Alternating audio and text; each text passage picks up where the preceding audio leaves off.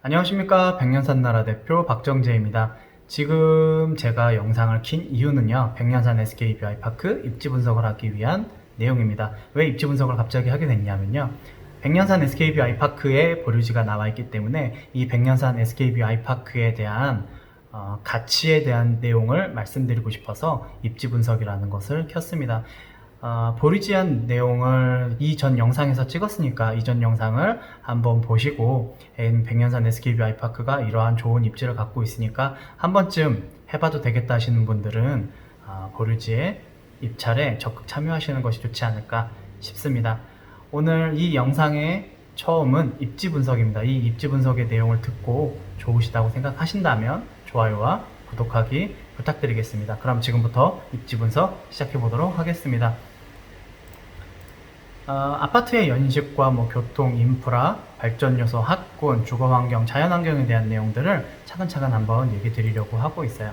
백년산 SKBI파크는 현재 응암역에서부터 도보로 약 10분 정도 거리에서 소요되고 있고요.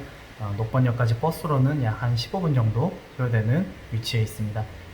입지 자체로는 평지이고요. 1305세대로 구성되어 있는 굉장히 좋은 아파트입니다. 앞에 보시면은 아시겠지만 SKB와 아이파크가 컨소시엄으로 시공사로 선정이 돼서 두 시공사가 응암 10구역을 재개발한 좋은 아파트 단지라고 보실 수 있습니다. 아파트의 연식을 잠깐 볼게요. 아파트의 연식이 좋은 이유는 현재 저희가 아시다시피 새 아파트를 많이들 좋아하십니다. 그래서 근처에 아파트들이 어떻게 연식들이 어떻게 되는지 한번 쭉 살펴봤는데요. 파크자이 같은 경우에는 2019년 2월 달에 입주를 시작했고요.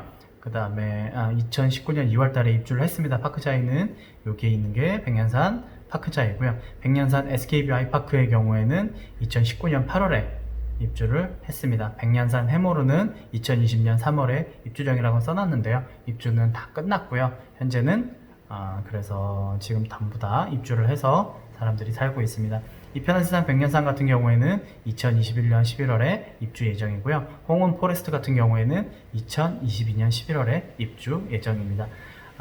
이쪽 좀 떨어져 있기는 한데요. 응암 수색정산 뉴타운 수색 4구역에 있는 DMC 롯데캐슬 더 퍼스트역의 경우는 2020년 6월에 입주 예정입니다. 6월 30일부터 입주니까 내일 만약에 방송이 나간다면 이전에 벌써 입주를 진행하고 있다라고 생각하시면 될 것 같습니다. 교통에 대한 내용입니다. 교통 같은 경우에는 아까 전에도 말씀드렸듯이 백년산 SKBI파크 이 앞쪽에서부터 응암역까지 도보로 8분, 그 다음에 녹번역까지는 버스로 약 12분 정도 소요되는 그런 위치에 있습니다.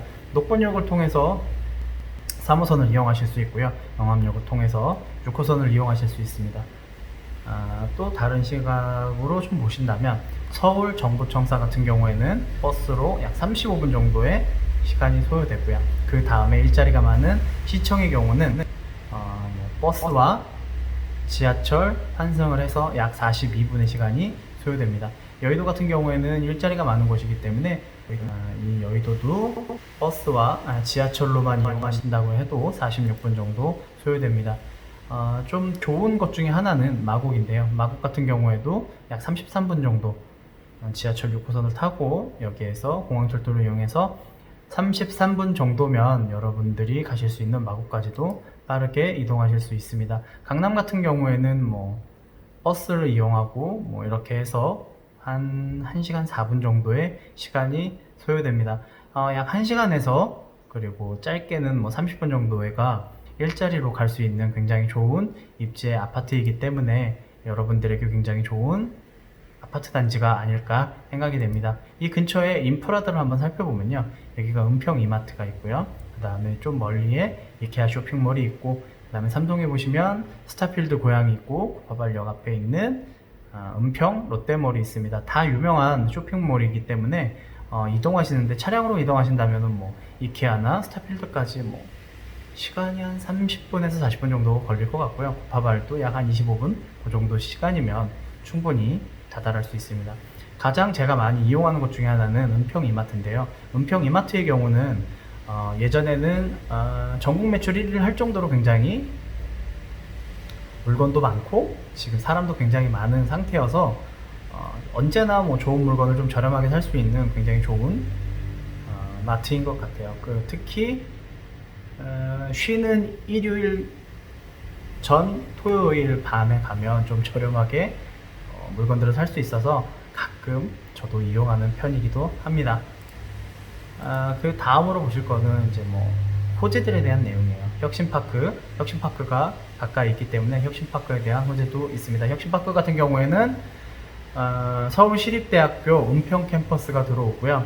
그리고 여기 보시면 서울시립대학교 은평 캠퍼스가 들어오고, 그 다음에 인재 양성 국제 교류를 위한 글로벌 사회혁신 오픈 캠퍼스, 이것과 그 다음에 여기 서울연구원이 이전된다라는 내용들이 나와 있습니다. 그래서 2022년 하반기에 착공하고 2025년 초 준공이 목표라고 합니다. 이러한 서울연구원의 일자리와 서울시립대학교 혁신캠퍼스의 학생들의 이동, 그리고 그 교직원들의 출퇴근, 그리고 글로벌 오픈 캠퍼스에 대한 학생들에 대한 이동들이 많아짐으로 인해서 은평구에 젊은이들이 많이 들어오는 굉장히 좋은 효과를 누릴 수 있을 것이라고 기대하고 있습니다. 서울혁신센터에는 서울연구원과 글로벌 사회혁신 캠퍼스와 서울시립대학교 은평 캠퍼스가 들어선다는 내용입니다. 수색 역세권 개발입니다. 수색에서 굉장히 가깝기 때문에 여기에 있는 개발이 된다면 지금 저희 응암 19역 백년산 SKB 아이파크에도 굉장히 좋은 영향을 미칠 수 있을 거라고 생각합니다. 수색 역세권은 DMC 역구역과 수색 역구역, 차량 기지 이전 구역과 유보지 구역으로 나눠서 개발을 하게 됩니다. 광역 중심의 복합 환승 거점을 만드는 DMC 역구역과 DMC와 관련한 업무 상업 복합 거점을 만드는 수색 역구역, 그 다음에 차량 기지 이전을 하고 난 다음에는 DMC 산업 및 비즈니스 지원 공간으로 이동할 수 있는 차량기지 이전구역, 그 다음에 유보지는 이렇게 보시는 것처럼 공원으로 계획이 되어 있습니다. 수색역은 문화컨벤션, 판매, 숙박시설들이 글로벌 문화복합 중심으로 모여 있고요. 그 다음에 광역 중심으로 중심상업지역 코어 환승체계를 개선한다고 하고 있습니다. DMC역은 6호선과 공항철도 그리고 경의중앙선이 3개가 이어져 있는데요. 사실은 이 3개의 환승을 하려고 하면 굉장히 시간이 많이 걸립니다. 그래서 복합 환승 체계를 맞춰서 지하층을 따로 놔서 6호선과 공항철도, 그 다음에 경의중앙선이 굉장히 빠르게 환승할 수 있는 그러한 복합 환승 거점을 만들기도 하고 있습니다. 또한 BRT 버스가 DMC역까지 들어오기 때문에 복합 환승 세타가 더욱더 잘 될 것이라고 예상되고 있습니다. 따라서 교통의 중심인 DMC역 근처에 있는 응암동, 응암, 백년산 SKB 아이파크는 그러한 호재들을 다 받을 수 있는 그러한 좋은 곳이라고 생각이 듭니다. 이게 보시는 것처럼 DMC역구역 렌더링한 모습입니다. 여기 부분이 경의중앙선 출입구고요. 요 앞쪽으로는 DMC역 6호선이 위치해 있습니다. 다음에는 상암 롯데몰입니다. 상암 롯데몰 같은 경우에는 보시다시피 예정지로 이렇게 3개의 블럭을 쌌는데요. 서울시에선 상생협의안을 요구를 했지만 현재로서는 진행되는 거가 없었습니다.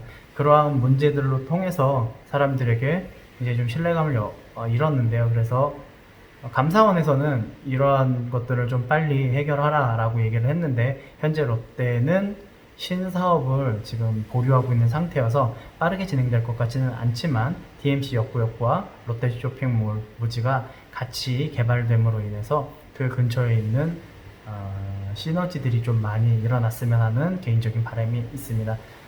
또한 스포티비 사옥으로 인해서 신흥자동차 부지를 스포티비 사옥으로 이용할 계획이 있고요. 삼표에너지도 마찬가지로 사옥으로 부지를 이전할 계획이 있습니다.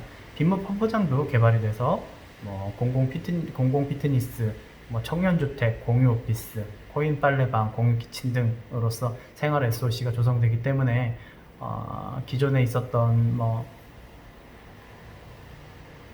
코인 빨래방 이런 것들보다는 공유 오피스 같은 일자리들이 좀 들어오는 그런 입장이어서 그게 괜찮지 않을까라는 생각을 하고 있습니다.